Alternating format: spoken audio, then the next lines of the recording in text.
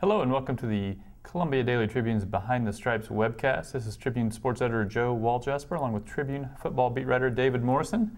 David, coming off an exhausting bye week. I hope you're rested and ready for the big trip to Indiana. So we'll dive right into that. First of all, I think most people who look at this game are expecting it to be a game probably played in the 40s. That's each team playing in the 40s as opposed to... You mean temperature? Or? Yeah, maybe that's it. Just your thoughts, do you think Missouri has the kind of defense that can win this game in some way other than a shootout? Maybe. How's that for a definitive answer? I feel like it is going to be high scoring. I mean, I feel like Missouri hasn't shown us enough yet to tell me that they can limit Indiana to 10 or 14 points and let the offense score 3 touchdowns and have, that be that.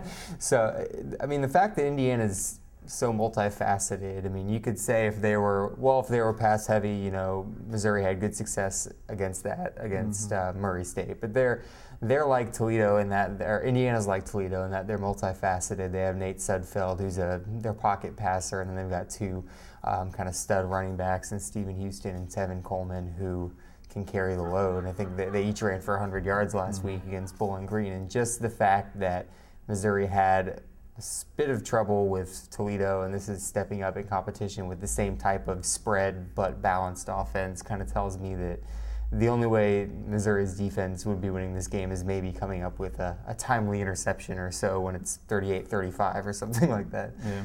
Now, Missouri obviously likes to play the cover 2 defense, which is especially on first and second downs. They really don't blitz much at all, so they're going to give some pretty big cushions, and the idea being, I guess you're going to have to beat them kind of incrementally down the field, and maybe you can do that and maybe you can't. Maybe you jump off sides like we saw Toledo do, or maybe you turn the ball over, etc. So I don't know how that necessarily is going to match up against Indiana, but it's a recipe for, hopefully from Missouri's perspective, staying in a game, not beating yourself with a ton of big play, but not necessarily one that's going to go out and just cause havoc, right. Especially if you're not getting a lot of pressure up front from their front 4. Just your thoughts on the loss of Andrew Wilson for the first half. How do you think that impacts the game? Well, I mean, obviously it's going to be an area that Indiana is going to want to exploit. And you saw when he was ejected against Toledo, Toledo ran, I think, the next 2 or 3 plays right at his kind of gap to try to exploit that until Marcus Golden's interception kind of changed momentum. But anyway, they've got Michael Shear listed as the starter at middle linebacker, but I would be surprised if we didn't see a whole lot of nickel like we have the first couple weeks, which means that Donovan Bonner would probably be at that middle linebacker spot.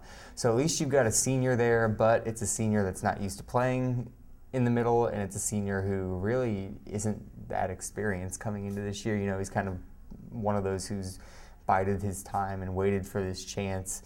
And even he hasn't started the first 2 games of the season because they've been in the nickel. We've had Ian Simon starting at nickelback. So, I mean, losing Wilson's steadiness in the middle is going to hurt. But, I think athletically, and if he plays his assignments, Bonner can be a good fill-in for him at that position. Another interesting thing that we've seen from the first 2 weeks, as opposed to what we saw last year, was Dorial Green-Beckham has been a little more involved in the offense, which I'm sure makes Missouri fans happy who would like to see him targeted 20 times a game.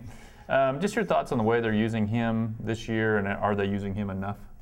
Well, it was funny. I went back and rewatched the Toledo game, and I couldn't watch the broadcast obviously during the game because I was at the game. But the color commentator, and his name's escaping me, but anyway, he kept. Kelly Stelfer. Yes, there it is. He said it probably 4 or 5 times during the game, like they need to motion him more, and they're they're letting the defense know too much what they're doing with him. But that was kind of the point going into the spring, was to not give him as much to do, so he could focus on doing the things he does well. And I think they played to his strengths pretty much at the start of the season. The James Franklin threw that 44-yard kind of go route to him in the first game.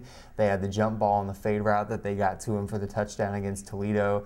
And then I think once or maybe twice they've just tried to get it to him in space on screens, which isn't really his game. But if he gets good blocking and gets those long legs moving, those can be pretty big plays for him. So I mean, he's been targeted, I think, 12 times through 2 games, and that's with sitting out most of the second half against Murray State. So, I mean, that might be on the low end of the spectrum of what they want to do with him, but I still feel like, you know, he's got 9 catches for 134 yards through 2 games, and I mean, if he was at that point at this time last year, people would have been ecstatic, you know, with that level of production. So I mean, his involvement will amp up, I feel like, as the season's gone. But I feel like they've done an okay job involving him so far. In the preseason, Gary Pinkel mentioned he had a number of touches in mind, I believe, Yeah. but that was never that particular number was never revealed, No. wisely probably, so we don't ask him about it. But he's a little bit different with the ball in his hand than someone like Jeremy Maclin was. With him, they really went out of their way to give him the ball any way they could, jet sweeps or whatever. Green-Beckham isn't really that shifty in the open field, I don't think, but he's fast, but he's not. I don't know that they tried a little bit last year just handing the ball, and it never really seemed to work very well. I think he's probably is the most effective as the guy that you try to isolate on a smaller cornerback and throw the fade to him, or you know, just throw it up for grabs. So, and I don't know how. Last year, I guess the problem was maybe, you can put him in a lot of different spots, but if it's sort of causing him to slow down and think too much, then you've sort of lost what advantage you had. And also, they got a ton of good receivers. That's not a spot where, you know, it's him and a bunch of dogs out there, so you want to throw every pass to him. So I guess I think, from what I've seen in Missouri's offense, that would not be a complaint of mine. Yeah, and I would imagine they'd vary up the playbook a little with him as the season's gone on, because if you look at it so far, he's pretty much just running go routes and like posts and maybe a step back screen or 2 here or there. I mean, he's really not running that many routes. So, I mean, I feel like he can handle more. I feel like it's just a combination of, like they were saying going into the year, getting him good on the basics, and then also not showing a lot before SEC play. Maybe they'll have a couple wrinkles once, you know, the games start meaning more. Yeah, and I think when they start facing better defenses too, it'll be more exacerbated that he's your best matchup probably. As it is now, they've got a lot of good matchups with their receivers against secondaries, and that I think will be true this week too, because Indiana, although they held Bowling Green to 10 points, is not a great defense. So I'm sure there will be one of the few matchups out there, Missouri's receivers on Indy's D-backs, that will be inviting for James Franklin. We'll tune in next week. We'll discuss the Indiana game and look forward to Missouri's final non-conference game.